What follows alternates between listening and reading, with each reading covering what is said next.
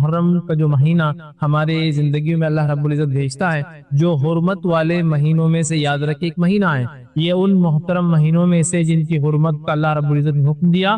کب سے یہ محترم ہے؟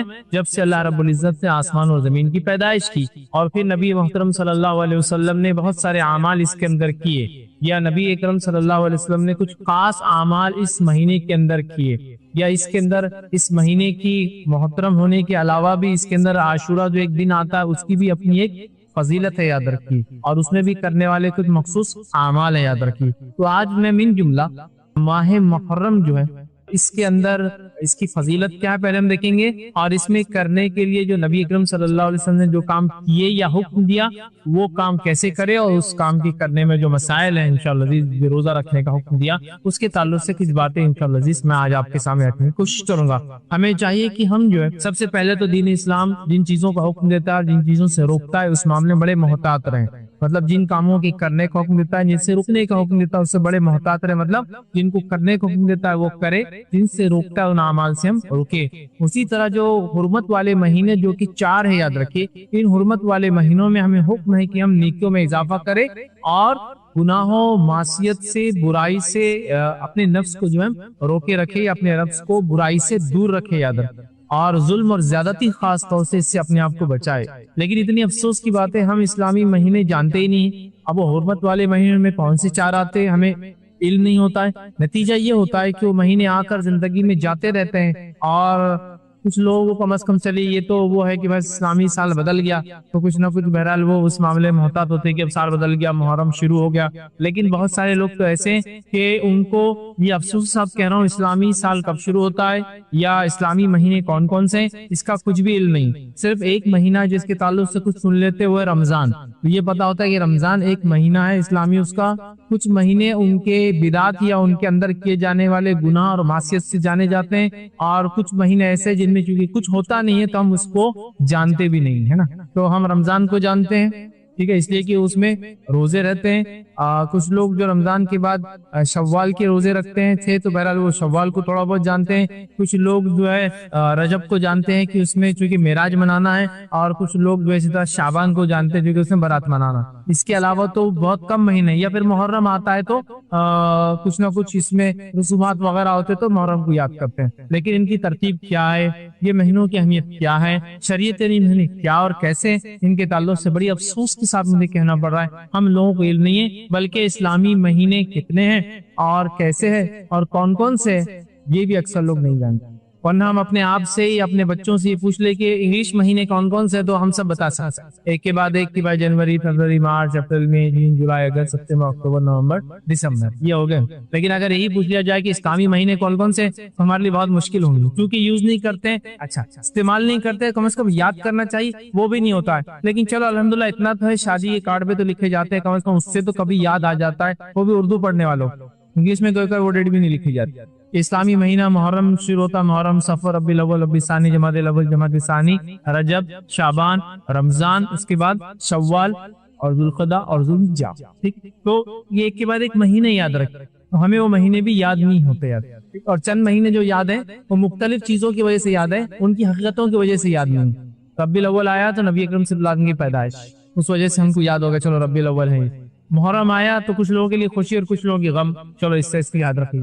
رجب آیا تو بولے 27 کو معراج بنانا ہے، اور شعبان آیا تو 15 کو جو ہے برات منانی ہے۔ رمضان تو بہرحال رمضان ہی ہے، چونکہ گناہ معاف کر کے اگلا اکاؤنٹ کھولنا ہے گناہ کا، تو یاد رکھنا ضروری بھی ہے۔ شوال میں روزے رکھ لیے تو کچھ یاد ہو جاتا ہے، ورنہ اس کی ترتیب کیا ہے، مہینے کیا ہے، کیا ان کے فضائل ہے، اس میں محترم مہینے کون سے یہ بھی نہیں معلوم۔ بہت سارے لوگ تو یہ سمجھتے ہیں کہ جو 4 حرمت والے مہینے اس میں رمضان بھی ایک ہے، کتنی عجیب بات۔ ہم کو یہ چیز جاننے کی ضرورت ہے، اسلامی کیلنڈر، اسلامی مہینے، ان کی امپورٹنس کیا، ان کی اہمیت کیا ہے وہ بھی جاننے کی ضرورت ہے، اور والدین کے لیے ضروری ہے کہ اپنے بچوں کو اس معاملے میں وہ تاکید و نصیحت کریں۔ چلیے آئیے محرم کے تعلق سے، چونکہ آج میرا لیکچر ہے محرم اسلامی کیلنڈر کا پہلا مہینہ ہے، تو یہیں سے شروع کرتے کیوں، اور انشاءاللہ اس کے فضائل دیکھیں گے تاکہ یہ بھی پتہ چل جائے کہ اسلامی کیلنڈر کا پہلا مہینہ کیوں مانا جاتا ہے، یا سن ہجری جس کو کہتے ہیں، یا ہجرہ جو ہوتا ہے اس سے جو کیلنڈر چلتا ہے جس کو اسلامی کے مسلم کیلنڈر کہتے ہیں، اس کا یہ پہلا مہینہ کیوں ہے۔ تو یاد رکھیے نبی اکرم صلی اللہ علیہ وسلم کے زمانے میں تعداد مہینوں کی اتنی تھی جتنی 12 ہے. ٹوٹل کتنے مہینے اسلامی مہینے؟ 12 ان کی تعداد ہے، یاد رکھیں. ٹھیک ہے. اور اسلامی کیلنڈر لونار مطلب چاند سے چلتا بنسبت سورج کی، یاد رکھیے 16 دن لونار ہوتا ہے، جس کے اندر کم و بیش 355 دن ہوتے ہیں، یاد رکھیں. 355 ڈیز کے اراؤنڈ، اس کے اندر اپروکسیمیٹ کہہ رہا ہوں، یاد رکھیے اس کے اندر دن ہوتے ہیں، مطلب 16 کیلنڈر میں 365 ہوتے ہیں، اس کے اندر 10 دن سے کم ہوتے چلے جاتے ہیں، یاد رکھیں. ٹھیک ہے. اور اس کے اندر 12 مہینے، اور یہ 12 مہینے کب سے؟ جب سے اللہ تعالیٰ نے آسمان اور زمین کو پیدا کیا، یاد رکھیں. ابھی کسی نے بنائے ہوئے نہیں، یاد رکھیں. یہ پہلے سے ہے، پہلے سے نبی اکرم صلی اللہ علیہ وسلم پہلے سے کائنات جب وجود میں آئی تب سے مہینوں کی تعداد اتنی 12 ہے، اور ایسے کے ایسے ہی، یاد رکھیں. ٹھیک ہے. اب اس میں یہ جو پہلا مہینہ جو محرم کہا جاتا ہے وہ کیوں، یاد رکھیں، اس کو بھی سمجھنے کی ہم کوشش کرتے ہیں. آئیے تو مہینوں کی تعداد 12 جو ہے وہ 12 یوں کی تھی، لیکن ہوا یہ کہ عمر ابن خطاب رضی اللہ عنہ کے زمانے میں کم و بیش جو روایتوں کے اندر الفاظ ہے 17 ہجری تھی، ہجرت کا 17واں سال 17 ہجری تھی. تو پرابلم یہ ہونے لگا کہ مسلم مملکت اور سلطنت بہت بڑھ گئی، اس کے وسعت اور وسیع ہونے کی وجہ سے اکاؤنٹنگ وغیرہ پوری اکاؤنٹ ریکارڈ کیپنگ جس کو کہتے ہیں رکھا جانے لگا کہ یہ صوبے سے کیا آتا ہے، وہ صوبے سے کیا آتا ہے، وہ ایریے سے کیا آ رہا ہے، یہ ایریے سے کیا آ رہا ہے، اکاؤنٹس کیپنگ کرنا پڑتی. تو وہ یہ کہ اکاؤنٹس کیپنگ کے لیے لوگوں نے کہا امیر المومنین یہ جو ہم خراج وغیرہ جو ٹیکسز وغیرہ لگاتے ہیں اس کے لیے کچھ نہ کچھ ایک سٹارٹنگ منتھ ہو اور ایک اینڈنگ منتھ ہو، تاکہ ایک شروعات اور ایک خاتمہ ہو جس کی وجہ سے ٹیکسیشن میں آسانی ہو. چلیے بھائی، ایک آدمی نے شوال میں کوئی چیز لیا تو اگلی اس کی زکات کب آنے والی؟ شوال ختم ہونے سے پہلے اس کو دینا ہے، لیکن کوئی سٹارٹنگ ڈیٹ نہیں ہے. تو راؤنڈ کیلنڈر چل رہا تھا پورا، لیکن کوئی سٹارٹنگ ڈیٹ مطلب شروع کہیں سے، مطلب جو بھی مہینے کو پہلا مان لیجیے، اب سفر کو مان لیجیے، محرم کو مان لیجیے، ذوالقعدہ کو مان لیجیے، ذوالحجہ کو مان لیجیے، کوئی بھی مان لیجیے، تو ایک راؤنڈ تھا، تو کوئی ایک سٹارٹ اور ایک اینڈ ہو ایئر کا. تو عمر ابن خطاب رضی اللہ عنہ غور و فکر کیا اور آپ نے کچھ صحابہ سے مشورہ لیا اور یہ طے کیا کہ ہم محرم کو جو ہے پہلا مہینہ مان لیں گے، کیونکہ اکاؤنٹس کیپنگ میں تاکہ آسانی ہو، محرم شروعات اور ٹھیک ہے ذوالحجہ جو ہے آخری مہینہ ہوگا. تو یوں یہ چالو ہو گیا پہلا مہینہ. حالانکہ ترتیب کے اعتبار سے یہ 3 مہینے حرمت والے ایک ساتھ آتے ہیں، پہلا ذوالقعدہ، دوسرا ذوالحجہ، تیسرا محرم. یاد رکھیں تینوں پے در پے ایک کے بعد ایک آتے ہیں، یاد رکھیں. چلیے آئیے اب آگے بڑھتے ہیں اور محرم کے تعلق سے اس کی فضائل آپ کے سامنے رکھنے کی کوشش کروں گا. کہو بیش میں 7 اہم فضائل آپ کے سامنے آج رکھوں گا. محرم 7 جو ہے ایسے فضائل جو بڑے اہم ہے اس مہینے کے تعلق سے، وہ رکھنے کی بہرحال کوشش کروں گا. اس کے علاوہ عام فضائل تو آپ سمجھ جائیں، چونکہ حرمت والا مہینہ ہے، صدقات خیرات نوافل میں اضافہ وہ عام فضائل ہے، وہ میں اس میں انشاءاللہ کاؤنٹ نہیں کروں گا، وہ آپ سمجھ جائیں، اس میں ایڈ کر لیں 7 کے علاوہ جو کچھ آپ نیکی میں اضافہ کر سکتے ہیں انشاءاللہ. ٹھیک ہے. تو آئیے پہلی فضیلت ماہ محرم وہ یہ ہے کہ یہ حرمت والے مہینوں میں سے اللہ رب العزت نے قرآن نے فرمایا اور کہا، سورہ توبہ سورہ نمبر 9 آیت نمبر 36 میں اللہ نے فرمایا اور کہا ان عدت الشہور عند اللہ 12 شہرا فی کتاب اللہ. اللہ فرماتا اور کہتا ہے کہ اللہ کے نزدیک مہینوں کی تعداد، ٹھیک ہے، اللہ کے قریب مہینوں کی تعداد جو ہے وہ 12 ہے. کب سے؟ فی کتاب اللہ یوم خلق السماوات والارض، کہ اللہ کے قریب 12 ہے جب سے اللہ نے آسمان اور زمین کو پیدا کیا. تو منتھس کی کاؤنٹنگ کو بھی آپ چینج نہیں کر سکتے، کیونکہ اللہ کی طرف سے اپوائنٹڈ 12 منتھس ہے، یاد رکھ سکتے. ٹھیک ہے. تو اللہ نے کہا کہ جب سے آسمان اور زمین کو پیدا کیا، منہا اربعۃ حرم، اور ان کے اندر 4 ایسے جو حرمت والے ہیں، محترم ہیں. جنگ اور جدال، معصیت اور گناہوں کے کام سے بچنا چاہیے، یوں تو ہمیشہ بچنا چاہیے، ان مہینوں میں خاص بچنا چاہیے اور نیکی میں اضافہ کرنا چاہیے. تو ان کے اندر 4 حرمت والے ہیں. پھر فرمایا ذالک الدین القیم، اور یہی سچا اور سیدھا جو ہے طریقہ اور دین ہے. پھر فرمایا فلا تظلموا فیہن انفسکم، تو اپنی نفسوں پہ تم لوگ ان مہینوں میں ظلم نہ کیا کرو. تو ان مہینوں میں تم اپنے نفسوں پہ ظلم نہ کیا کرو، یاد رکھ. ٹھیک ہے. اب اس کے پیچھے بہت لمبے لمبے تاریخی واقعات، میں اس میں نہیں جاؤں گا، بس مختصر بیان کروں گا. یہ اللہ نے کیوں کہا کہ اللہ کے نزدیک گنتی 12 ہے اور ان کے اندر ظلم نہ کیا کرو. ٹھیک ہے. تو یہ اس لیے کہا گیا اور یہ بالکل 12 ہے کیوں تو مشرکین مکہ جو ہے ان 4 حرمت والے مہینوں کی بڑی تعظیم کرتے تھے، یاد رکھیں. ٹھیک ہے. اب یہ 4 حرمت والے مہینے کون سے ہیں وہ بھی ہم دیکھ لیتے ہیں، جو کہ حدیث ہی ہم دیکھتے ہیں جس میں نبی اکرم صلی اللہ علیہ وسلم فرمایا، جو کہ متفق علیہ روایت ہے. آپ نے فرمایا کہا بے شک زمانہ گھوم گھما کر اسی حالت پر لوٹ آیا ہے جس پر اس وقت تھا. اللہ آپ سے کیا فرما رہے ہیں کہ بے شک زمانہ گھوم گھما کر اسی حالت پر لوٹ آیا ہے جس پر وہ اس وقت تھا جب اللہ تعالیٰ نے آسمان اور زمین کی تخلیق فرمائی. سال کے 12 مہینے ہیں جن میں 4 حرمت والے مہینے ہیں. تین لگاتار پے در پے ہے، یعنی ذوالقعدہ، ذوالحجہ اور محرم۔ چوتھا مہینہ اس کے بعد آپ نے فرمایا مضر قبیلے کا ماہ رجب ہے، جو جمادی الاخری اور شعبان کے درمیان آتا ہے۔ تو پتا چلا 4 حرمت والے مہینے ذوالقعدہ، ذوالحجہ، محرم اور رجب۔ اب یہ اللہ کے رسول صلی اللہ علیہ وسلم کیوں کہہ رہے کہ زمانہ گھوم گھما کے اس کی اصلی حالت پہ آ گیا ہے، اور اللہ نے کیوں کہا کہ اپنی نفسوں پہ ظلم مت کرو اور یہی سیدھا دین ہے؟ اس کے پیچھے واقعہ یہ ہے کہ مشرکین مکہ چونکہ دور جہالت میں بھی ان 4 مہینوں کو حرمت والا مانتے تھے، ذوالقعدہ، ذوالحجہ، محرم اور رجب کو وہ دور جہالت میں بھی حرمت والا مانتے تھے، اور ان کا اصل کام لوٹنا تھا، قافلوں وغیرہ کو لوٹ کر ہی اپنی معیشت، اپنے کاروبار، اپنے کام کا مطلب ان کا اکثر میں یہ کام تھا۔ اب ہوتا یہ تھا کہ 3 حرمت والے مہینے پے در پے آ جاتے تھے، تو یہ لوگ کیا کرتے تھے معلوم آپ کو؟ یہ لوگ 1 یا 2 مہینوں کو کھستا دیتے تھے۔ مطلب کیا کرتے تھے کہ ایک سال ذوالقعدہ، ذوالحجہ بولتے تھے محرم سفر کے بعد آئیں گا، یہ سال محرم کب آئیں گا؟ سفر کے بعد آئیں گا، تو گویا 2 ہی حرمت والے اب لوٹ مار چالو کر چکے، 3 مہینے رکے رہنا ان کے لیے بڑا مشکل تھا، سمجھا؟ تو محرم کو کھسکا دیتے اور کہتے کہ یہ بار محرم سفر کے بعد آنے والا۔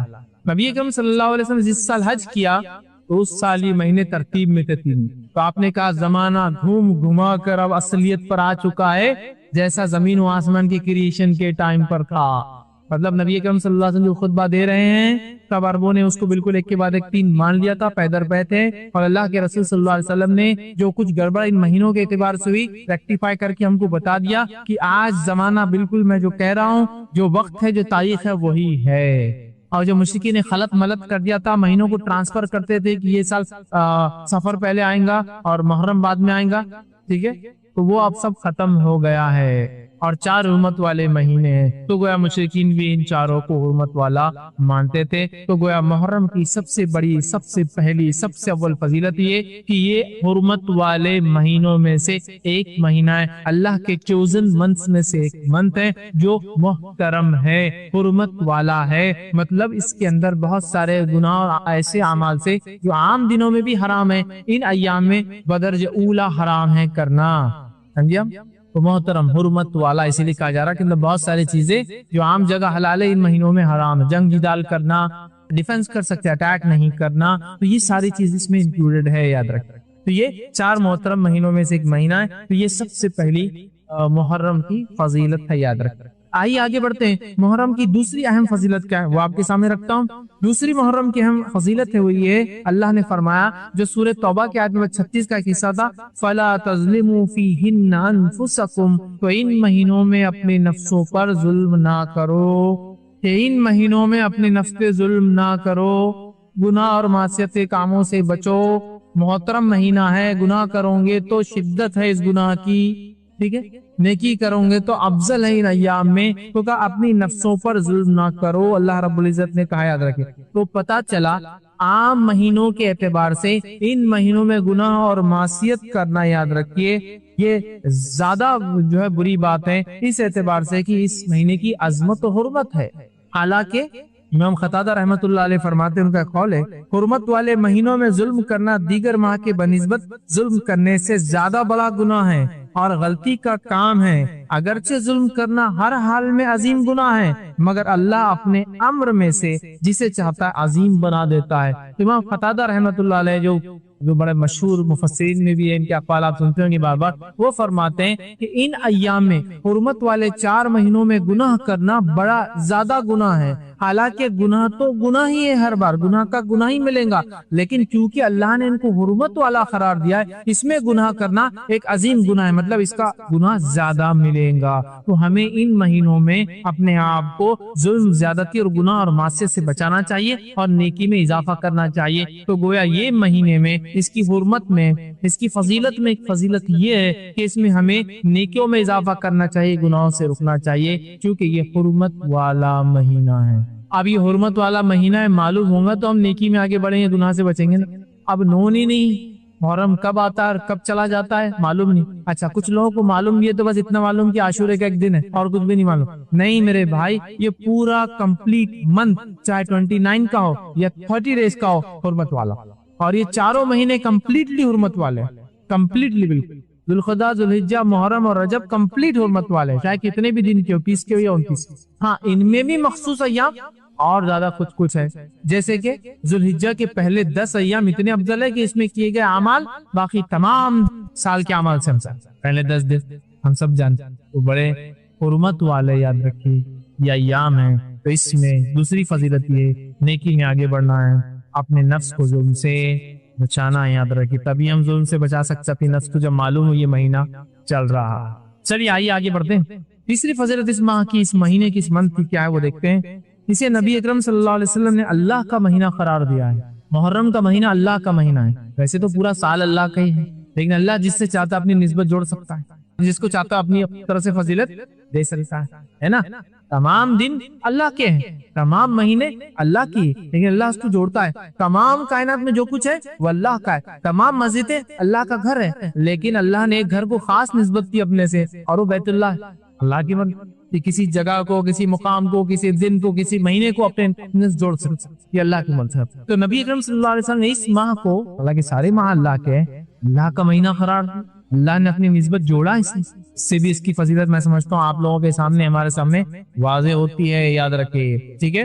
تو آئیے اللہ کا مہینہ ہے، اس تعلق سے مسلم کی روایت ہے، نبی اکرم صلی اللہ علیہ وسلم فرماتے ہیں، اور حدیث کے الفاظ ہے، افضل الصیام بعد رمضان شہر اللہ المحرم، کیا فرماتے ہیں، رمضان المبارک کے بعد اللہ کے مہینے محرم کے روزے سب سے زیادہ افضل ہیں۔ تو یہاں اللہ کا مہینہ شہر اللہ محرم کہا، تو یہاں کا شہر اللہ محرم، اللہ کا مہینہ محرم، یہاں ہمارا بھی جو جملہ ہے یہ لیں گے ہم، اللہ کا مہینہ محرم۔ تو تیسری فضیلت اس مہینے کی یہ، نبی اکرم صلی اللہ علیہ وسلم نے اس ماہ کو اللہ کا مہینہ کہا۔ میں سمجھتا ہوں فضیلت بڑی واضح ہے، یہ اللہ کا مہینہ ہے، سارا سال اللہ کا، لیکن اس مہینے کو اللہ نے خاص نسبت دی اپنے آپ سے، یاد رکھیے۔ ابن رجب رحمۃ اللہ علیہ فرماتے اور کہتے ہیں کہ اس حدیث میں اس بات کی صراحت ہے، کلیریفیکیشن ہے کہ رمضان کے بعد سب سے بہترین نفل روزہ اللہ کے مہینے محرم کا ہے۔ رمضان کے بعد ایک تو اس میں شہر اللہ المحرم سے پہلے کہ افضل الصیام، سب سے افضل روزہ اس مہینے کا ہے، اور وہ کون سا مہینہ ہے، جو ہے محرم کا ہے، اور یہ مہینہ کیا ہے، اللہ کا مہینہ، یاد رکھیے یہ یہاں بتایا جا رہا ہے۔ تو محرم یہ اللہ کا مہینہ، یاد رکھیے، اور اس کی بڑی جو ہے حرمت ہے، یاد رکھیے اس مہینے کی، یاد رکھیے، ٹھیک ہے۔ اب آئیے، چونکہ اس کو اللہ کا مہینہ محرم کہا گیا ہے، اسی سے ہم اس کی چوتھی فضیلت بھی دیتے ہیں، اور چوتھی فضیلت اس مہینے کی وہ یہ ہے کہ حرمت والے مہینوں میں یہ سب سے افضل مہینہ ہے۔ حرمت والے مہینے کتنے ہیں، 4 ہیں، اس میں یہ سب سے افضل ہے۔ یہ تو خاص طور سے اس مہینے کی نسبت یہ کہا گیا شہر اللہ المحرم، اللہ کا مہینہ محرم، سمجھ رہے، اللہ کا مہینہ محرم کیا گیا۔ اور اس تعلق سے بعض اسلاف کے اقوال کیسے دیکھیے، جو میں کہہ رہا ہوں حرمت والے مہینے سب سے افضل ہے، کیوں کہہ رہا ہوں کہ بعض علماء اور بعض اسلاف کے اقوال اس طرح سے وہ کہتے ہیں، جیسا کہ حسن بصری رحمۃ اللہ علیہ، جو کہ تابعین میں بڑا مقام، اونچا مقام، کبار تابعین میں سے، وہ فرماتے اور کہتے ہیں کہ حرمت والے مہینے میں سب سے افضل اللہ کا مہینہ محرم ہے۔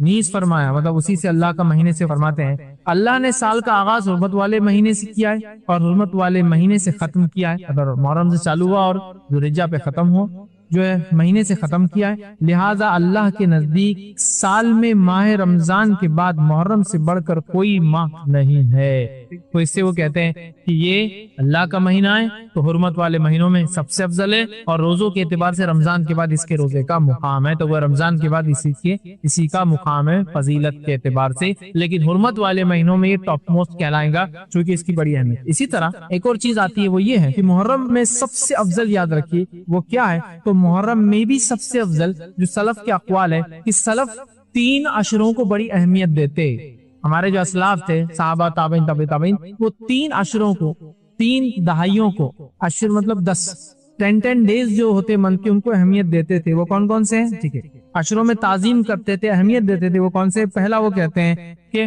رمضان کا آخری عشرہ، اس کی بڑی اہمیت تھی سلف کے پاس، ذوالحجہ کا پہلا عشرہ، اس کی بڑی اہمیت تھی سلف کے پاس، اور محرم کا پہلا عشرہ، اس کی بڑی اہمیت تھی سلف۔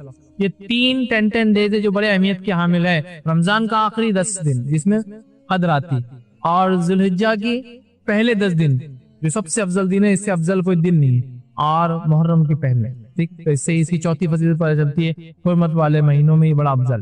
آئیے اس کی 5ویں فضیلت کیا ہے، 5th اس کی فضیلت کیا، وہ کیا ہے، اس عظیم ماہ میں کثرت سے روزے رکھنا مستحب ہے، جو کہ صحیح مسلم کی وہ روایت ہے، افضل الصیام بعد رمضان شہر اللہ المحرم، کہ رمضان کے بعد اللہ کے قریب سب سے افضل روزے محرم ہیں، یا دوسرے الفاظ میں نفل روزوں میں سب سے افضل روزے محرم کے ہیں۔ اور آگے نبی اکرم صلی اللہ علیہ وسلم اسی حدیث میں وَأَفْضَلُ الصَّلَاةِ بَعْدَ الْفَرِيضَةِ صَلَاةُ اللَّيْلِ، اور سب سے افضل صلاۃ، سب سے افضل نماز فرض نمازوں کے بعد وہ رات کی نماز ہے۔ تو نفل میں سب سے افضل تہجد، اور نفل روزوں میں سب سے افضل محرم کے روزے ہیں۔ کیوں تو افضل الصیام، سب سے افضل روزے بعد رمضان، رمضان کے بعد کون سے؟ اللہ کے مہینے محرم۔ ہمیں چاہیے اس مہینے محرم میں کیا کریں؟ کثرت سے روزے، کثرت سے روزے، گناہوں سے بچے، نیکیوں کے کام میں آگے بڑھے، ان کے اول 10 دن کے زیادہ زیادہ فائدے اٹھائے۔ یہ بڑی اہم بات ہے، یہ بڑی اہم بات، اس کو بہت سوچ وچار کر کے ہمیں پلان آرڈر میں اس منتھ کو جینے کی کوشش کرنا چاہیے، یاد رکھیے۔ لیکن یہ تب ہوگا جب ہم کو اس کی اہمیت، اس کی فضیلت معلوم ہوگی، یاد، ٹھیک ہے۔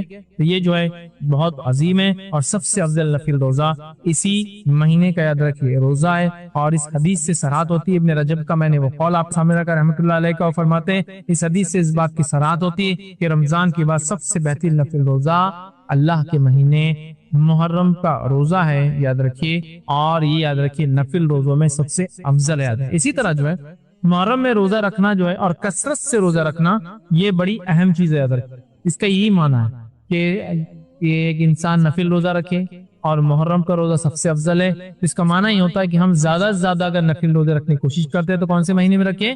محرم کے مہینے میں رکھنے کی کوشش کریں، یاد رکھیں۔ کیونکہ نبی اکرم صلی اللہ علیہ وسلم رمضان کے علاوہ بھی، رمضان کے علاوہ نبی اکرم صلی اللہ علیہ وسلم نے، یاد رکھی اس بات کو بھی آپ ذہن میں رکھیں کہ نبی اکرم صلی اللہ علیہ وسلم نے رمضان کے علاوہ کسی مہینے کے پورے روزے نہیں رکھے۔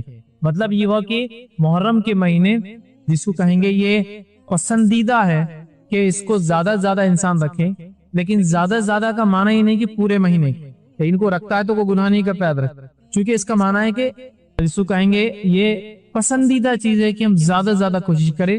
لیکن نبی اکرم صلی اللہ علیہ وسلم نے رمضان کے جیسا روزہ، مطلب پورے مہینے کا روزہ رمضان کے علاوہ کسی مہینے کا نہیں رکھا۔ اور متفق علیہ روایت ہے، اس کے الفاظ اس طرح سے ہے کہ رمضان کے علاوہ نبی اکرم صلی اللہ علیہ وسلم نے کبھی بھی جو ہے ایک ماہ کے مکمل روزے نہیں رکھا، اور نہ ہی شعبان سے زیادہ کسی مہینے میں روزے رکھا۔ اسے پتہ چلا کہ محرم کا مہینہ یہ پسندیدہ ہے، کوشش کرنا چاہیے رکھے، لیکن پورے مہینے کا رکھنا نبی اکرم صلی اللہ علیہ وسلم ثابت نہیں ہے۔ آپ نے صرف رمضان کے پورے رکھے، اور سب سے زیادہ روزے جس مہینے کے آپ رکھتے تھے وہ کون سا تھا؟ شعبان تھا۔ اب ایک اشکال ہو سکتا ہے ذہن میں کہ جب محرم کا مہینہ سب سے افضل مہینہ ہے تو نبی اکرم صلی اللہ علیہ وسلم محرم میں سب سے زیادہ روزے کیوں نہیں رکھے؟ تو اس کے لیے علماء لکھتے ہیں ہو سکتا ہے محرم کی فضیلت نبی اکرم صلی اللہ علیہ وسلم کو بعد میں بتائی گئی ہو، اور اس سے پہلے آپ شعبان کے روزے رکھتے رہے۔ ہو سکتا ہے محرم کی فضیلت تو پہلے بتائی گئی ہو، لیکن غزوات، سفر یا بیماری کی وجہ سے اللہ کے رسول نے اس کے روزے زیادہ نہ رکھے ہو، کچھ بھی ریزن ہے، لیکن افضل تو سب سے کون سے؟ محرم کیا۔ لیکن نبی اکرم صلی اللہ علیہ وسلم نے کمپلیٹ منتھ کے روزے صرف رمضان کے رکھے، اور رمضان کے علاوہ شعبان سے زیادہ روزے آپ کسی مہینے میں نہیں رکھتے تھے، یاد۔ لیکن افضل تو بہرحال اسی کے سے پتہ چلتا ہے کہ یہ استحباب جس کو بولتے ہیں، مستحب ہے کہ ہم جو اس کے روزے زیادہ زیادہ رکھنے کی جو ہے بہرحال کوشش کریں، ٹھیک ہے۔ آئیے آگے بڑھتے ہیں۔ چھٹی فضیلت اس مہینے کی کیا ہے؟ 6 فضیلت ہم دیکھتے ہیں، چھٹی کیا ہے؟ وہ یہ کہ محرم میں عاشورہ ہے۔ محرم میں عاشورہ ہے۔ عاشورہ کیا ہے؟ محرم کی 10 تاریخ محرم میں عاشورہ ہے، اور عاشورہ کیا ہے؟ محرم کی 10 تاریخ ہے، یاد رکھیں۔ آئیے اس کے تعلق سے بھی کچھ باتیں ہم سیکھنے کی کوشش کرتے ہیں، ٹھیک ہے۔ جمہور کے نزدیک، سلف اور خلف کے نزدیک، یاد رکھیے محرم کی 10 تاریخ کو عاشورہ کہتے ہیں۔ اس میں کوئی اختلاف نہیں کہ عاشورہ کب آتا۔ محرم کی 10 تاریخ کو عاشورہ کہتے ہیں، لیکن ایک بار وضاحت کر دوں، لوگوں نے اس تعلق سے بڑی جھوٹی سچی روایتیں بیان کی، یاد رکھیں، اتنی کہ کبھی کبھار تو کاؤنٹ نہیں کر سکتے۔ لیکن عاشورے کے تعلق سے اکثر روایتیں ضعیف اور موضوع ہے، سوائے چند سے چھوڑ کے جو میں آپ کے سامنے رکھ دوں، سمجھ رہے ہیں؟ بہت سارے لوگ اس کی بہت ساری فضیلتیں بیان کرتے، یہ تک بیان کرتے کہ آسمان اسی دن بنا، زمین اسی دن بنا، آدم علیہ السلام اسی دن بنے، اسی دن زمین پہ بھیجے گئے، اسی دن توبہ قبول ہوئی، اسی دن یونس علیہ السلام مچھلی کی پیٹ میں گئے، اسی دن نکالے گئے۔ ایسی کوئی صحیح روایت نہیں، چونکہ دیکھیے جب بات آتی ہے فرمان نبی، قرآن کے علاوہ اگر وحی کا کوئی ذریعہ ہے تو فرمان نبی، صلی اللہ علیہ وسلم۔ فرمانے نبی میں اگر کوئی چیز نہ ہو تو میں اپنے دل سے راب بول کر اللہ کے سامنے پکڑنے نہیں آنا چاہیں گے نا، بس تو نہیں افضل دن ہے، لیکن بہت سارے لوگ جو بتاتے ہیں وہ نہیں۔ ہاں یہ تو حدیث کے اندر واضح ہے کہ اللہ تعالیٰ نے آدم علیہ السلام کو جمعہ کے دن بنایا، آدم علیہ السلام کے دن جمعہ کے دن روح پھونکی گئی، آدم علیہ السلام جو جمعہ کے دن ان کی خطا معاف ہوئی، اور وہ دنیا کے اندر قدم رکھے تو وہ جمعہ کا دن تھا، اور قیامت جمعہ کے دن آئیں گی۔ یہ ساری چیزیں تو ہے، وہ جمعہ کے لیے، 10 محرم کے لیے نہیں، عاشورے کے لیے۔ چلیے آگے بڑھتے، تو عاشورہ یاد رکھیے یہ بڑا اور مشہور اور معروف ہے، ہم سب عاشورے کے تعلق سے جانتے ہیں۔ عاشورہ 10 محرم کو ہوتا ہے، اور اس دن روزہ رکھنا یہ سنت ہے۔ عاشورے کی فضیلت اپنی جگہ ہے، اور اس دن روزہ رکھنا یہ کیا ہے؟ سنت ہے۔ صحیح مسلم کی روایت ہے، نبی اکرم صلی اللہ علیہ وسلم فرماتے کہتے ہیں کہ جو صحیح مسلم کی روایت ہے، مجھے اللہ تعالیٰ سے امید ہے کہ یوم عاشورے کا روزہ گزشتہ 1 سال کے صغیرہ گناہوں کا کفارہ بنے گا۔ مجھے امید ہے کہ عاشورے کا روزہ پچھلے 1 سال کے صغیرہ گناہوں کا کفارہ بنے گا۔ حالانکہ حدیث میں صغیرہ نہیں ہے، لیکن میں ترجمے رکھ رہا ہوں۔ کیوں؟ اس لیے کہ کبھی بھی کبیرہ گناہ بغیر توبہ کے معاف نہیں ہوتے، اور اگر بندوں کے ساتھ کیے گئے تو بندوں سے بھی معافی ضروری ہے۔ جہاں بھی حدیث میں الفاظ آتے، ایک روزہ جیسے کہ ذوالحجہ کا ایک روزہ پچھلے 1 سال اور آگے آنے والے 1 سال کے گناہ کا کفارہ ہے، اسی طرح عاشورے کا روزہ یہ گزشتہ 1 سال کے، لیکن یہاں جتنی بھی ایسی باتیں آتی ہیں یہ سب صغیرہ ہے۔ جس حدیث میں الفاظ ہے ایک نماز سے دوسری نماز کے بیچ میں والے گناہ نماز کی وجہ سے معاف ہوتے ہیں، یہ صغیرہ ہے۔ جمعہ سے لے کر جمعہ، مطلب ایک جمعہ سے لے کر انسان کنٹینیوس نمازیں پڑھتا ہے اگلے جمعہ تک، تو بیچ کے تمام گناہ معاف ہو جاتے ہیں، اس سے مراد صغیرہ ہے۔ کبیرہ گناہوں کے لیے توبہ واجب ہے، ضروری ہے، کمپلسری ہے، اس لیے یاد رکھیے، ذہن میں رکھیے جہاں بھی حدیثوں میں بات آتی ہے صغائر کے تعلق سے، ٹھیک ہے۔ تو مجھے امید ہے کہ یہ پچھلے 1 سال کے گناہوں کا کفارہ بنیں گے، نبی اکرم صلی اللہ علیہ وسلم حدیث میں فرمایا، صحیح مسلم کی روایت ہے، ٹھیک ہے۔ اسی طرح عاشورے کے روزے سے تمام چھوٹے گناہ معاف ہو جاتے ہیں، لیکن بڑے گناہ معاف نہیں ہوتے، اس پہ توبہ ضروری ہے۔ اب ایک سوال، کسی نے اگر چھوٹے گناہ کیا ہی نہ ہو پورے ساتھ، نہ چھوٹے کیا ہو نہ بڑے کیا ہو، تو پھر کیا ہوگا؟ عاشورے سے اس کو فائدہ، اس کے درجات علماء لکھتے بلند ہو جائیں گے۔ چھوٹے بھی گناہ نہیں کیا، بڑے بھی گناہ نہیں کیا، اس کے درجات بلند ہو جائیں گے۔ اسی طرح اگر کسی نے چھوٹے گناہ نہیں کیا ہو اور بڑے اس کے اکاؤنٹ میں، تو علماء لکھتے ہیں انشاءاللہ عزیز ان بڑے گناہوں کے شدت میں انشاءاللہ اللہ تخفیف کریں گا۔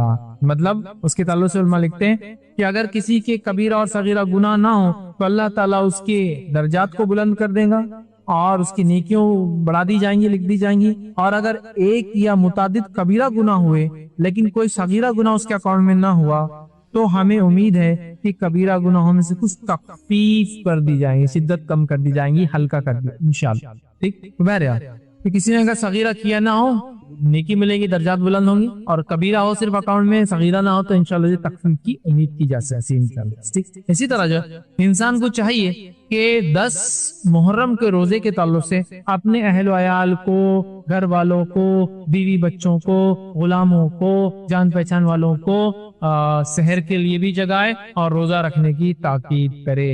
سمجھ رہا؟ سحر کے لیے بھی جگانا چاہیے روزہ۔ سحر کے لیے میں کیوں کہہ رہا ہوں؟ کیونکہ یہ عام دنوں میں سحر کا ٹائم کسی کو معلوم نہیں ہوتا، آج دنوں میں رمضان میں تو پورا اس کا تقویم آ جاتی ہے نا، ٹائم ٹیبل آ جاتا ہے، عام دنوں میں ٹائم ٹیبل نہیں ہوتا، بڑا کنفیوژن ہو جاتا ہے۔ تو آپ لوگ آج کل تو بڑا آسان ہے، آپ اگر موبائل سے یوز کرتے ہیں تو آج کل تو ایسے ایپس ہیں جس میں آپ ڈال دیں کہ آج کا سحر کا آخری وقت، تہجد کا آخری وقت اور سحر کا آخری وقت ایک ہی ہوتا ہے، مطلب فجر کی سٹارٹ سے پہلے سحر کر سکتے ہو، تہجد بھی پڑھ سکتے ہو، آپ دیکھ لیں بآسانی آپ کو مل جائیں گا۔ ہر زمین زمانے علاقے کا الگ ٹائم ہوتا ہے، اس میں کوئی ٹائم بول نہیں سکتا ہوں، لیکن فجر کی سٹارٹ سحر کا خاتمہ ہے، یا پھر جس کو کہیں گے تہجد کا آخری وقت سحر کا آخری وقت، ٹھیک ہے۔ تو بہرحال آپ اٹھائے، سب کو تیار کرے۔ آئیے اس تعلق سے ایک صحابیہ کا واقعہ سنتے ہیں، اور وہ فرماتی ہے اور کہتی ہے، جن کا نام ربی بنت معوذ رضی اللہ عنہ، وہ کہتی ہے ہم خود اس روزے کو رکھتی تھی اور اپنے بچوں کو بھی روزہ رکھواتی تھی، اور ہم ان کے لیے اون کا گڑیا بنا دیتی تھی، مطلب ان کی گڑیا بنا دیتی تھی۔ چنانچہ ان میں سے جب کوئی کھانے کے لیے ضد کرتا یا روتا تو وہ گڑیا ہم کھیلنے دے دیتے تاکہ افطار تک وہ کھیل میں مشغول رہے، مائنڈ ڈائیورٹ کرنے بچوں کو۔ تو وہ بڑے بھی رکھتے تھے، بچے بھی رکھتے تھے، اور بچوں کا مائنڈ ڈائیورٹ کرنے میں ان کی گڑیا بنا کے رکھتے تھے۔ سمجھ رہا ہوں؟ تو عبادتوں میں بچے بھی شامل ہوں گے اور بچوں کا خیال رکھنا بھی اس حدیث سے پتہ چلا کہ صحابیات پہلے سے ان کے کھیلنے ملنے کا انتظام کر دیتے تھے، حالانکہ یہ بہت غربت والا زمانہ تھا، تو اون ہوتا تھوڑا سا گڑیا بنا دی، بچہ ضد کرا اگر روزے میں کہ مجھے کھانا ہے، کھیلنے دے دی تاکہ وہ کھیل میں لگ جائے اور روزہ کمپلیٹ ہو جائے، تب تک کھیلتا رہے گا۔ اور جو روایت دیکھی متفقہ علیہ تھی، جو صحابیات گڑیا بنا ٹھیک۔ اب جو 10 محرم کا جو روزہ ہے، جب نبی اکرم صلی اللہ علیہ وسلم نے اس کا حکم دیا تو آپ کو بتایا گیا کہ اس دن جو ہے یہودی روزہ رکھتے ہیں، ٹھیک، تو نبی اکرم صلی اللہ علیہ وسلم نے فرمایا کہ ان کی مخالفت میں ہم پھر 2 روزے رکھیں۔ جب آپ کو بتایا گیا کہ یہ روزہ یہودوں بھی رکھتے ہیں تو نبی اکرم صلی اللہ علیہ وسلم فرمایا ان کی مخالفت میں ہم 2 روزے۔ آئیے ابن عباس رضی اللہ عنہ کی روایت ہے، آپ فرماتے اور کہتے ہیں، اس روایت کے الفاظ دیکھ لیں، جب رسول اللہ صلی اللہ علیہ وسلم نے یوم عاشورہ کا روزہ رکھا اور دوسروں کو بھی اس کا حکم دیا تو صحابہ کرام نے عرض کیا، اے اللہ کے رسول صلی اللہ علیہ وسلم، جو ہے یہودی تو اس دن کی تعظیم کرتے ہیں، تو اللہ کے رسول صلی اللہ علیہ وسلم نے فرمایا اگر اللہ نے چاہا تو میں آئندہ برس ہم، مطلب اللہ نے چاہا تو ہم یا ہم لوگ یا میں آئندہ برس جو ہے 9 محرم کا روزہ بھی رکھیں گے۔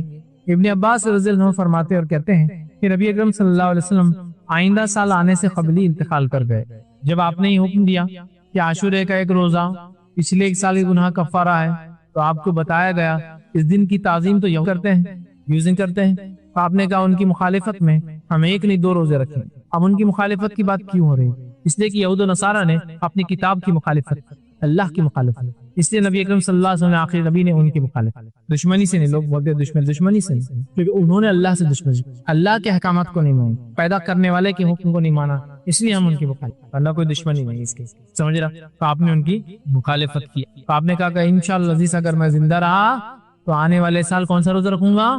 9 کا رکھوں گا۔ تو پتہ چلا ہمیں کون کون سے روزے رکھنا ہے اب؟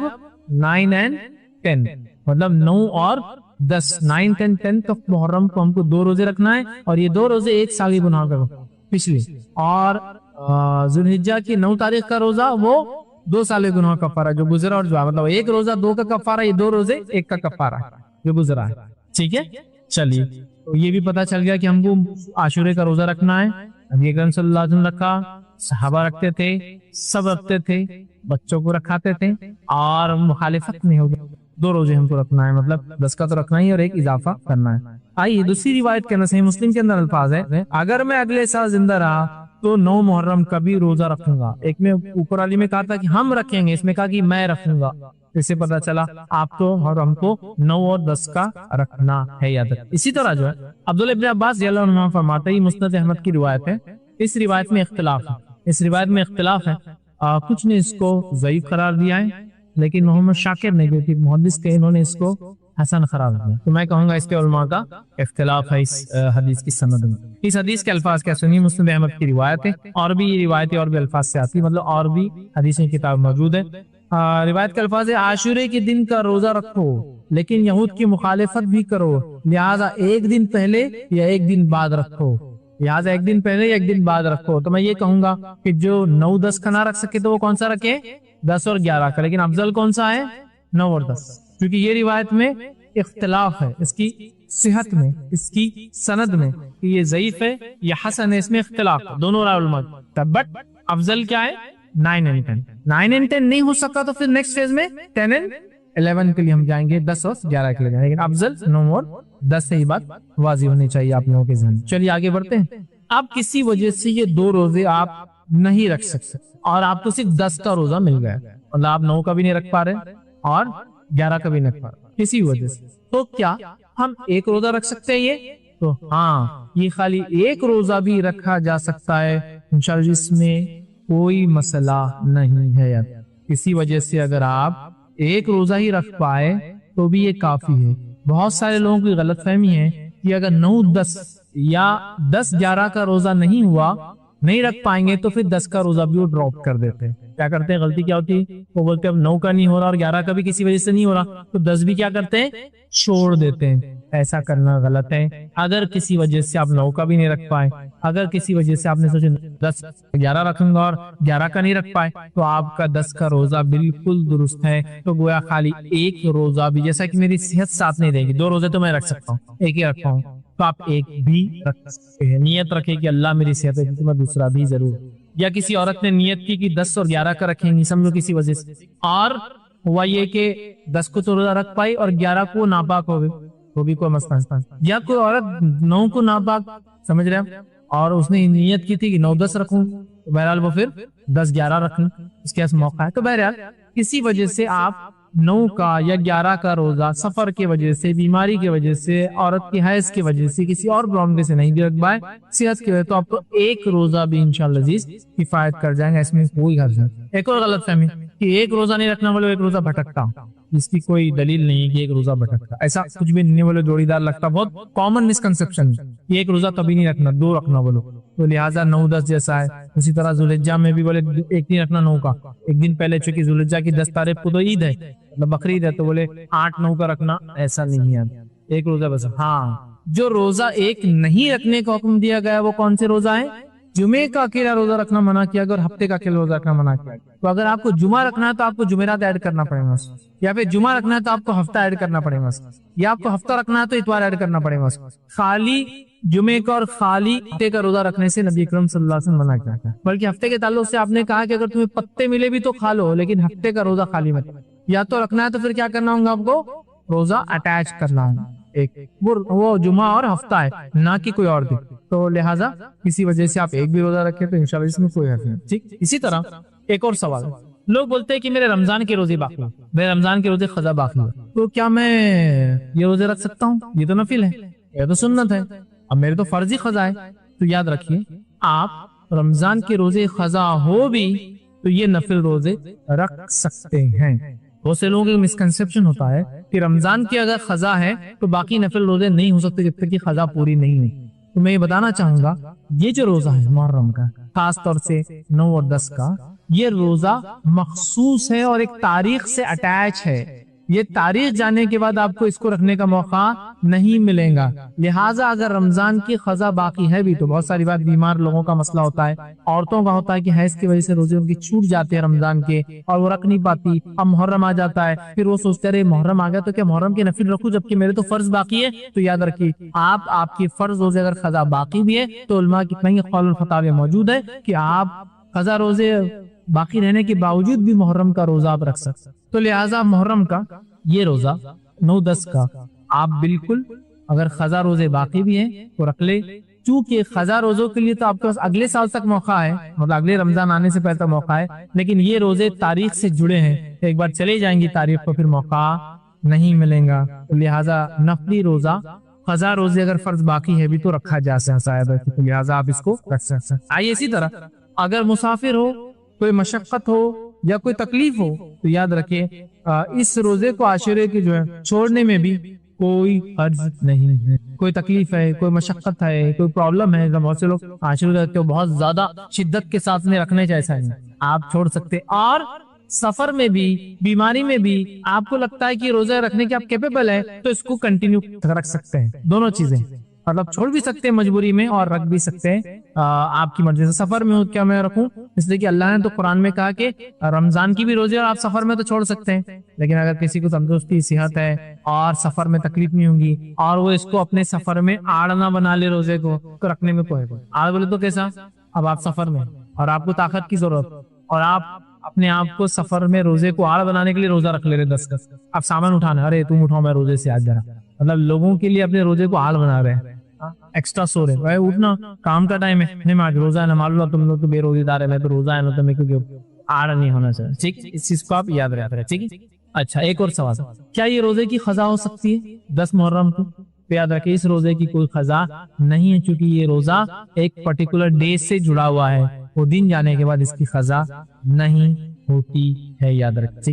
اسی طرح جو ہے میں ہر سال یہ روزہ رکھنے کا عادی ہوں، میں ہر سال 9-10 کا روزہ رکھتا ہوں، یہ سال کسی وجہ سے رکھ نہیں پایا، بیماری کی وجہ سے رکھ نہیں پایا، سفر کی وجہ سے رکھ نہیں پایا، عورت کے تو حیض کی وجہ سے رکھ نہیں پائی، نفاس کی وجہ سے مطلب مینسس کی وجہ سے اور نفاس کی وجہ سے اولاد کی پیدائش کے بعد جو مسئلہ ہوتا ہے میں روزے نہیں رکھ پائی، تو علماء لکھتے ہیں اگر اس کی نیت تھی اور وہ ہر سال رکھتا تھا یا رکھتی تھی اور اس کی نیت یہ تھی تو انشاءاللہ اس نیت کی وجہ سے اس کو اس کا بھی اجر اور ثواب مل جائے گا، اور اس کے لیے وہ لوگ دلیل اس حدیث کو رکھتے ہیں، اور حدیث دیکھیے اس طرح سے ہے جس میں نبی اکرم صلی اللہ علیہ وسلم فرمایا، صحیح بخاری کی روایت آپ نے فرمایا، جب بندہ بیمار ہو جائے یا سفر پہ ہو تو اقامت وہ صحت کی حالت میں عمل کرنے کی طرح اس کے لیے اجر لکھا جاتا ہے. جب بندہ بیمار ہو جائے یا سفر میں ہو جس کی وجہ سے وہ ریگولر جو کام کرتا تھا اعمال کرتا تھا نہیں کر پاتا ہے تو اللہ تعالیٰ اس کی نیت کی وجہ سے اس کو اس کا اجر دے دیتا ہے. سبحان اللہ. ایک بوڑھا آدمی ہے,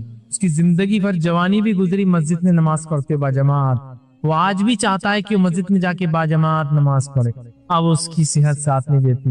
انشاءاللہ اس کو بھی با جماعت نماز کا ثواب ملے گا کیونکہ پوری زندگی اس کی اسی روش پر گزری. ایک انسان تھا رمضان کے ہر سال روزے رکھتا تھا, ہر سال شدت کے ساتھ رکھتا تھا, اب اس کو بیماری نے آج اکڑا, صحت چلی گئی, لیکن اس کی تمنا آج بھی اسی کی ہے. اس حدیث کے مطابق اس کو بھی اجر ملے گا رمضان. سمجھا؟ ایک انسان کی شدید تڑپ ہے کہ وہ اللہ کے گھر کی زیارت کرے, لیکن پیسوں کی وجہ سے بیچارہ مجبور ہے, وہ بھی حدیث کی وجہ سے اجر. لیکن ہر سال حج اور عمرے کو جاتا تھا, اللہ نے مال دولت رکھا تھا, دے رکھا تھا, اب وہ کسی وجہ سے نہیں جا پا رہا ہے اس کی, لیکن آج بھی وہ امید ہے کاش پہلے مالدار تھا غریب ہو گیا, لیکن میرے پاس پیسہ ہو تو میں جاؤں. اس کو کہتے ہیں کیونکہ حدیث میں کیا ہے, جب بندہ بیمار ہو جائے یا سفر پہ ہو تو اقامت و صحت کی حالت میں جو عمل وہ کیا کرتا تھا, جب اچھا تھا, صحیح سالم تھا, سب کچھ تھا, طاقت تھی, جو عمل کرتا تھا اسی کا اجر اس کو ابھی بھی ملے گا. اتنی بڑی بات ہے نا. لہٰذا اچھے کام کرو, اچھے کام کی نیتیں رکھو اپنے دل میں. جب ہم اچھے کام نہیں کر پائیں کسی وجہ سے تب بھی اللہ اجر دیتا ہے. بڑی بات. چلیے آگے بڑھتے ہیں. اسی طرح جو ہے عاشورے کا روزہ اگر کوئی انسان نہ رکھ سکے, جو میں نے کہا, تو لوگ سوال کر سکتے بھائی کیوں ایسا بول رہے, کیا آپ یہ کہنا چاہ رہے کہ چھوڑ دے؟ نہیں, میں کہنا چاہ رہا ہوں رکھو, شوق اور ذوق سے رکھو, یہ سنت لبی رکھو, اچھی باتیں رکھو, ایک سال گناہ کفار. لیکن کسی وجہ سے آدمی نہ رکھ پائے تو وہ آدمی گناہ گار نہیں ہوگا انشاءاللہ, چاہے مجبوراً نہ رکھ پائے یا چاہے جان بوجھ کے نہ رکھے, انشاءاللہ وہ گناہ گار نہیں ہوگا. کیوں؟ آئیے میں روایت رکھتا ہوں. ام المومنین عائشہ رضی اللہ عنہا فرماتی ہے اور کہتی ہے, ٹھیک ہے, اور آپ فرماتی, یہ روایت جیسے بخاری اور مسلم کی روایت آپ نے فرمایا, رسول اللہ صلی اللہ علیہ وسلم رمضان کے فرض ہونے سے پہلے عاشورے کا روزے کا حکم دیتے تھے. پھر جب رمضان کی فرضیت ہوئی, مطلب اللہ کے رسول عاشورے کا روزہ رمضان کے روزے فرض ہونے سے پہلے سے رکھتے تھے, تو تب سب صحابہ اس کو فرض سمجھ کے رکھتے تھے. ٹھیک ہے, تو آپ فرماتی ہے جب رمضان کے فرض ہونے سے پہلے آپ صلی اللہ علیہ وسلم عاشورے کا روزے کا حکم دیتے تھے مطلب واجب ہو گیا, صحابہ کے حکم دیتے تھے. پھر رمضان کی فرضیت ہوئی تو جو چاہتا عاشورے کا روزہ رکھتا اور جو چاہتا نہیں رکھتا, اور نبی اکرم صلی اللہ علیہ وسلم نے کچھ نہیں کہا. پہلے دور میں اللہ کے رسول نے حکم دیا, بعد کے دور میں جب رمضان فرض ہو گئے تو جو چاہتا رکھتا, جو چاہتا نہیں رکھتا. اللہ کے رسول نے کچھ نہیں چاہا, لیکن پہلے دور میں رکھو کہا, بعد کے دور میں خاموشی, اور اب جو چاہتا رکھتا, جو چاہتا اس کو چھوڑ دیتا تھا. ایک دوسری حدیث کے اندر یہ الفاظ ہے جو بخاری مسلم کی ہے, یہ عاشورے کا دن ہے, اللہ نے تم پر اس کے روزے کو فرض نہیں کیا ہے, لیکن اللہ علیہ فرما رہے ہیں یہ عاشورے کا دن ہے, اللہ تعالیٰ نے تم پر اس کا روزہ جو ہے فرض نہیں کیا ہے, لیکن میں روزے سے ہوں. آپ سے فرما رہے ہیں میں روزے سے ہوں, لہذا تم میں سے جو روزہ رکھنا چاہے رکھے, یہ افطار کرنا چاہے مطلب کھانا چاہے وہ کھائے, اس میں انشاءاللہ کوئی حرج نہیں ہے. یاد ہے, ٹھیک ہے. تو اس روایت میں واضح ہو گیا کہ جو رکھنا چاہے رکھ سکتا ہے, کسی وجہ سے کوئی نہ رکھ سکے یا چھوڑ بھی دیتے انشاءاللہ اس کو کوئی گناہ نہیں ہوگا. لیکن میں سمجھتا ہوں کوئی بھی انسان اتنا نیکیوں میں آگے تو نہیں ہے کہ اتنے آسانی سے 1 سال کے گناہ کفارے والا روزہ چھوڑ دے, بٹ چوائس تو ہے, مطلب آپ کسی کو لعنت ملامت نہیں کر سکتے اگر وہ نہ رکھے. سب سے اول تو یہ کہ رمضان کا روزہ رکھے, وہ فرض ہے. اس طرح کچھ لوگ سوال کرتے ہیں کیا محرم کے پہلے 10 دن ہم روزے رکھ سکتے ہیں؟ بالکل کوئی مسئلہ نہیں, لیکن یہ ایسا کہ سنت تو نہیں ہے, لیکن آپ رکھ سکتے ہیں, بالکل رکھ سکتے ہیں. سمجھے؟ نبی اکرم صلی اللہ علیہ وسلم ذوالحجہ کے ابتدائی 9 دنوں کا پورے روزے رکھتے تھے, 1 سے لے کر 9, تو وہ آپ رکھ سکتے ہیں, اور محرم میں بھی 1 سے 10 تک. لیکن نبی اکرم صلی اللہ علیہ وسلم کی کسی خاص سنت نہیں ہے, لیکن چونکہ محرم اللہ کا مہینہ ہے اور اس کا روزہ سب سے افضل ہے, آپ اس نیت سے سوچے کہ یہ عشرئی بڑا مقدس ہے, محترم ہے, عظمت والا ہے, مہینہ ہی عظمت والا ہے, اللہ کا مہینہ, رکھ لے, کوئی حرج نہیں انشاءاللہ. اس میں کوئی مذائقہ انشاءاللہ نہیں ہے, لیکن اس کو کوئی سنت نہ سمجھے, مطلب اس کا روزہ افضل ہے, اس نیت سے آپ بالکل رکھ لے, کوئی مسئلہ نہیں. لیکن اس کا ایسا 10 دن سنت نہیں, آپ صلی اللہ علیہ وسلم نے مخصوص 10 دن محرم کے روزے نہیں رکھے. تو یہ چند باتیں تھیں اس کے روزے کے تعلق سے. یہ چھٹی فضیلت, یہ 7ویں فضیلت, اور آخری فضیلت جو اس مہینے کی وہ کیا ہے وہ بھی رکھتا ہوں. یوم عاشورہ اللہ تعالیٰ کے عظیم دنوں میں سے ایک دن, یوم عاشورہ اللہ تعالیٰ کے عظیم دنوں میں سے عظمت والا دن, عظمت والا دن. جیسے کہ اللہ تعالیٰ نے ارشاد فرمایا سورہ ابراہیم کی آیت نمبر 5 میں, انہوں نے فرمایا وَذَكِّرْهُمْ بِأَيَّامِ اللَّهِ, اللہ نے فرمایا کہا اور انہیں اللہ کے احسانات یاد دلا دیں, اور ان کو اللہ کے احسانات یاد دلاتا، اللہ کے احسانات یاد دلاتا، ٹھیک۔ اور ایسا کب ہوا؟ یہ احسان ہم کیسے یاد کر سکتے ہیں؟ یہ عظیم دنوں میں سے اللہ تعالیٰ نے اس دن موسیٰ علیہ السلام کی قوم کو فرعون سے نجات دی۔ تو 10 جو محرم ہے، جو یہودی اس دن روزہ رکھتے تھے، جن کی مخالفت میں اللہ کے رسول صلی اللہ علیہ وسلم نے روزہ رکھا، وہ کیوں رکھتے تھے؟ کیونکہ اس دن اللہ تعالیٰ نے بنی اسرائیل کو، ہم سے پہلے مسلمانوں کو، ہم سے پہلے انبیاء کو ماننے والوں میں سے ایک نبی کو، برگزیدہ اولوالعزم نبی کو ماننے والے ایک قوم جو موسیٰ علیہ السلام کی قوم تھی، ان کو اللہ نے آزادی دی تھی۔ وہ ہم سے پہلے ایمان لانے والوں کو آزادی دی تھی، اور اس فرعون کو اور اس لشکر کو ہلاک کیا تھا۔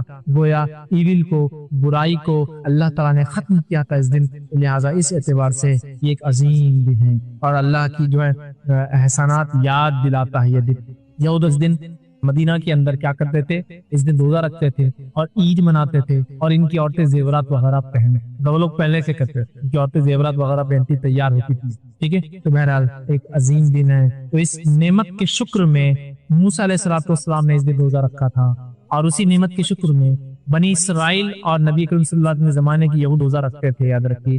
اور اسی نعمت کے شکر میں جو موسیٰ علیہ السلام نے ادا کیا تھا 10 کو، ایک عظیم دن تھا، جو کہ نبی کریم صلی اللہ علیہ وسلم نے روزہ رکھا تو وہ سنت ہو گیا، اور اصحاب کو کہا روزہ رکھو، تو لہٰذا ہمارے لیے مستحب ہوگا کہ ہم بھی اس دن روزہ رکھے۔ گویا ہم بھی پچھلے لوگوں کی خوشی میں شامل ہو رہے ہیں۔ گویا یہ موسیٰ علیہ السلام ان کی قوم کے لیے، بنی اسرائیل کے لیے انڈیپینڈنس ڈے تھا، فرعون سے نجات کا دن، آزادی کا دن تھا، جس نے غاصبانہ طور سے، غلط اور ظالمانہ طور سے ان پہ قبضہ کر رکھا تھا، ان کو غلام بنا دیا تھا اپنی زمین گیا۔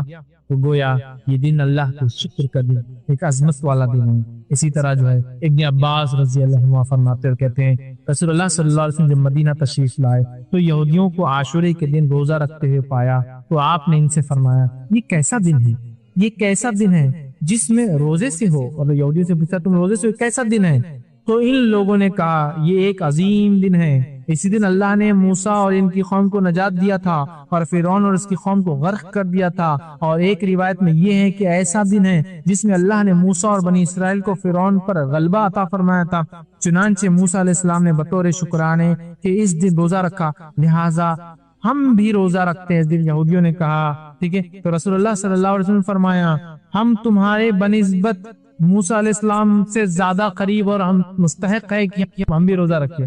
ہم تو موسیٰ علیہ السلام سے تم سے بھی زیادہ قریب ہے، کیونکہ تم نے تو دوسرا دین اختیار کر لیا، ہم تو اسی دین پر ہے جو موسیٰ علیہ السلام لائے تھے۔